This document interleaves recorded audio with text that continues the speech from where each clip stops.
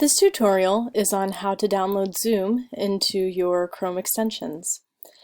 I simply like to Google Zoom Chrome Store, and it comes up as my first action to have Zoom on Google Chrome. When you click here, it will take you to the Chrome Web Store, and this is the app that you're looking for. Now, I already have it installed on my computer, so mine says Launch App. If you do not have it installed, then it will say Install. Once you have added Zoom to your Chrome extensions, you'll be able to find it when you click on the Apps button in your upper left-hand corner.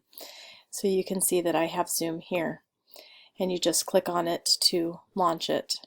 From here, you can either join a meeting or you can sign in.